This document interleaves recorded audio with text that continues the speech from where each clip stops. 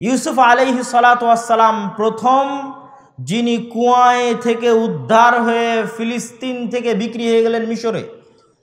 আজও ফিলিস্তিনের সাথে মিশরের যোগাযোগ ওই রকমই সেই কালে যে রকম ছিল। ইব্রাহিম আলাইহিস সালাতু ওয়াস সালাম তার স্ত্রী সারাকে নিয়ে বিপদে পড়েছিলেন, সেটাও মিশর যেতে, ফিলিস্তিন থেকে মিশর যেতে বিপদে পড়েছিলেন। ইউসুফ আলাইহিস সালাতু ওয়াস সালাম কুয়ায় পড়েছিলেন জেরুজালেমের, ফিলিস্তিনের, উদ্ধার হয়ে বিক্রি হয়ে গেলেন বাজারে মিশরের। আজও গাজা বা পশ্চিম তীর বা ফিলিস্তিনের মুসলমানদের সাথে মিশরের যোগাযোগ ওই রকমই যা সেই কালে ছিল। 5000 বছর, কত হাজার বছর আল্লাহ সুবহানাহু ওয়া তাআলা ভালো জানে। ইউসুফ আলাইহিস সালাতু ওয়াস সালাম মিশরে গিয়ে লম্বা ঘটনা আপনারা জানেন। জেলখানা থেকে বের হয়ে অর্থমন্ত্রীর দায়িত্ব নিলেন, বাপ এবং ভাইদেরকে ডেকে পাঠালেন। বৃদ্ধ বয়সে ইয়াকুব আলাইহিস সালাতু ওয়াস সালাম 70 জনের বংশ নিয়ে, ওনার 12 জন সন্তান ছিল, তার একজন ইউসুফ, তথা ইউসুফ বাদে 11 জন, 11 ভাই। ওই যে ইউসুফ আলাইহিস সালাম স্বপ্নে দেখেছিলেন যে আমি স্বপ্নে দেখছি যে আহাদা আশারা কাউকাবা, যে আমাকে 11টা তারকা সিজদা করছে, ওই 11টা ওনার ভাই, 11 জন। তো 11 সন্তানের সন্তান সন্ততি সহ 70 জনের বিশাল পরিবার নিয়ে ইয়াকুব আলাইহিস সালাম গেলেন মিশরে। তখন থেকে নিয়ে তার বংশধরেরা মিশরে প্রায় 400 বছর পর্যন্ত তারা মিশরে ছিল। প্রথম 150 বছর ভালোই ছিল, কেননা ইউসুফ আলাইহিস সালাম নিজে ছিলেন মন্ত্রী, তার যারা ক্ষমতায় ছিল তাদের সাথে সুসম্পর্ক থাকায় দিনকাল ভালোই যাচ্ছিল। যারা ক্ষমতায় ছিল তারা ক্ষমতা হারিয়ে যখন ফেরাউন ক্ষমতা দখল করলো, তখন আগের ক্ষমতার যারা দোসর ছিল তথা ইয়াকুব আলাইহিস সালামের 12 সন্তানের বংশধরেরা তারা পড়ে গেল বিপদে। তাদের উপর চলল অত্যাচারের স্টিম রোলার, যার বর্ণনা আল্লাহ কোরআনে দিয়েছে। ইয়াসুমুনাকুম সুআল আযাব ইউযাববিহুনা আবনাআকুম ওয়া ইস্তাহয়ুনা নিসাআকুম।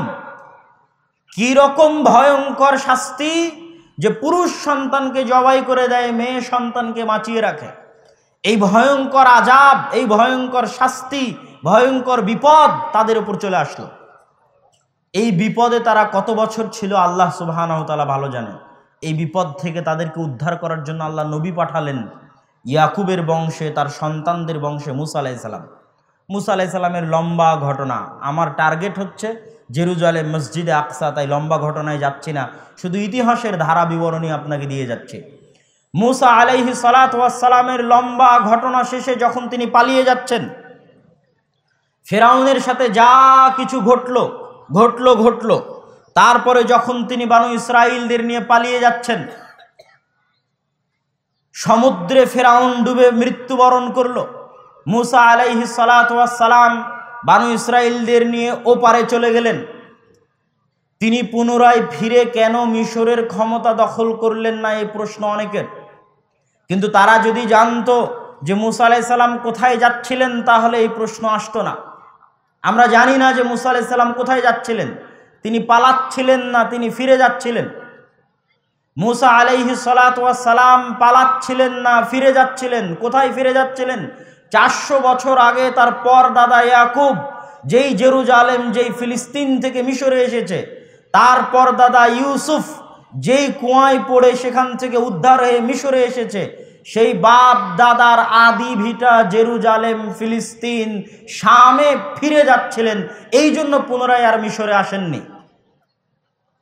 আজও মানচিত্র ওইভাবেই আছে, আপনি গুগল ম্যাপ খুললে দেখবেন যে মিশর থেকে ফিলিস্তিন গেলেই মাঝখানে যে সাগর পড়বে, ওই সাগরের নাম লোহিত সাগর। ওই সাগরে ফেরাউন ডুবে মরেছিল, ওই সাগর থেকে ফেরাউনের লাশ উদ্ধার হয়েছে, এখনো মানচিত্রে ওভাবেই আছে।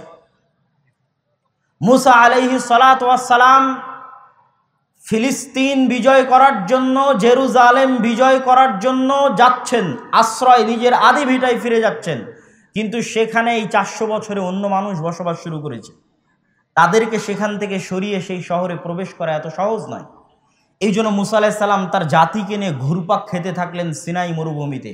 মরুভূমি আজও ওই রকমই আছে, ওই মরুভূমি। আপনি গুগল ম্যাপে গেলে দেখতে পাবেন যে লোহিত সাগর পার হওয়ার পর ফিলিস্তিন পর্যন্ত পৌঁছতে মাঝখানে বিশাল মরুভূমি, সেই মরুভূমির নাম সিনাই মরুভূমি। মরুভূমিতে আসলেন বলেই তো পানি নাই, পানি নাই দেখেই তো বানু ইসরাইল বলল যে পানি দেন, পানির ব্যবস্থা করেন। মরুভূমিতে আছেন দেখেই তো খাবার নাই, খাবার নাই দেখেই তো আল্লাহ আসমান থেকে মান্না সালোয়া পাঠালেন। কেননা তখন মুসা আলাইহিস সালাম আছেন মরুভূমিতে, সমুদ্রের লবণাক্ত পানি খেতে পারবেন না। এই জন্য আল্লাহ পাথরে আঘাত করতে বললেন মুসা আলাইহিস সালামকে। লম্বা ঘটনা সব কোরআনের আয়াতে সূরা বাকারার মধ্যেই পাবেন। আমাদের ধারাবাহিক যে তাফসির গেছে দেশব্যাপী ধারাবাহিক দাওয়াতি সফরে, সেই ধারাবাহিক তাফসিরের মধ্যে আরও বিস্তারিত, আরও লম্বা আকারে পাবেন প্রতিটা ঘটনা, প্রতিটা পয়েন্ট বিস্তারিত ব্যাখ্যা সহ। মান্না সালোয়া মানে কি, পাথর কয় ভাগ হয়েছিল, কারা কারা ছিল, সব বিস্তারিত পাবেন আল ইতিসাম টিভিতে ধারাবাহিক তাফসির। আজকে আমাদের উদ্দেশ্য হচ্ছে মসজিদে আকসা।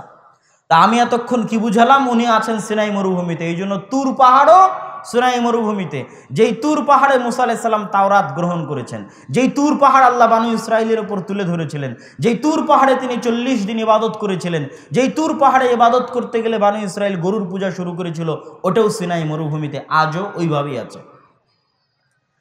তো আল্লাহ সুবহানাহু তাআলা এই জাতিকে আদেশ দিল, কি আদেশ দিল আল্লাহ কোরআনে বলছে। এবার আসবে জেরুজালেম, মসজিদে আকসা।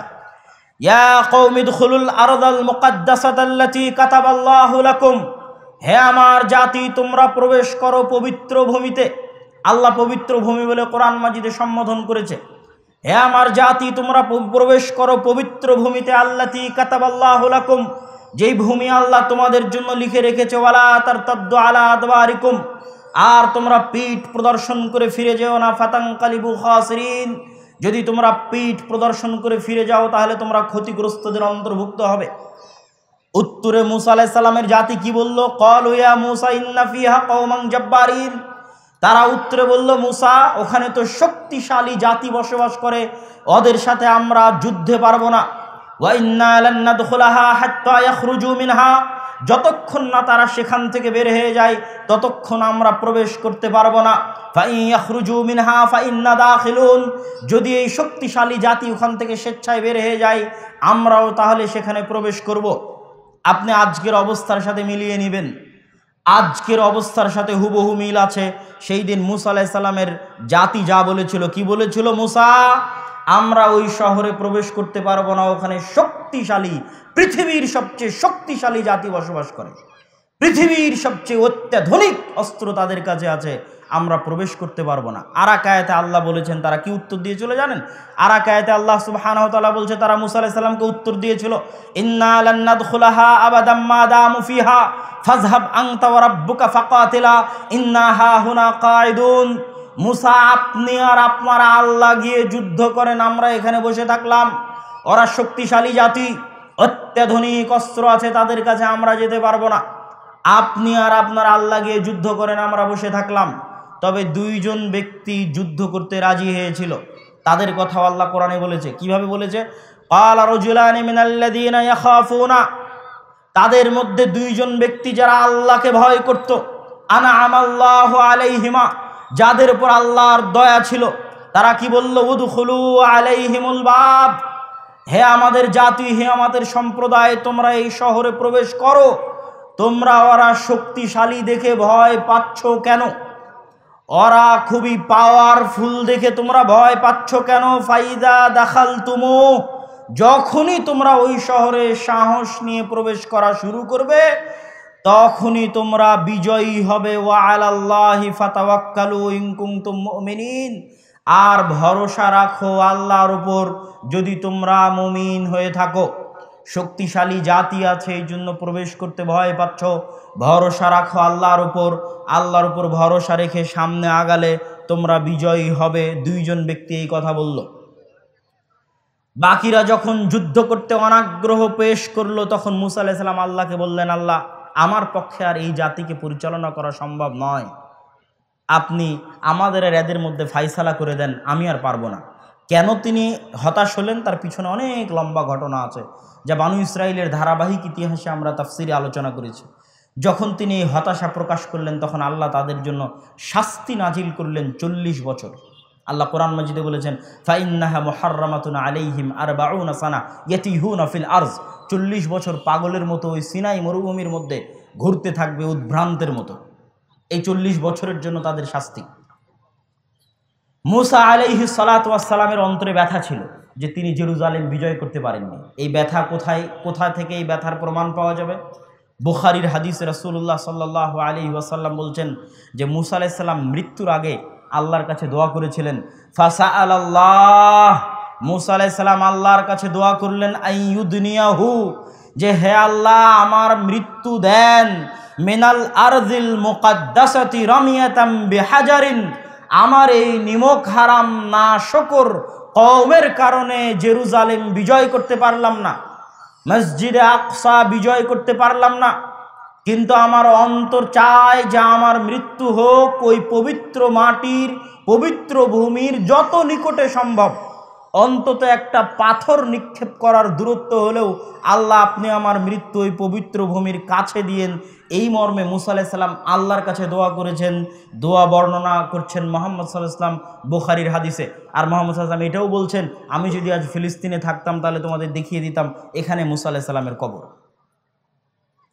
ঘটনা বলছি কত হাজার বছর আগের, কিন্তু মনে হবে আজকের মতো বাস্তব। মুহাম্মদ সাল্লাল্লাহু আলাইহি ওয়াসাল্লামেরও হাজার বছর আগের ঘটনা বলছি।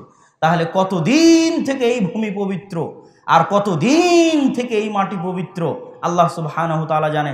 তবে যতদিন থেকেই হোক সেটা কাবার 40 বছর পর থেকে।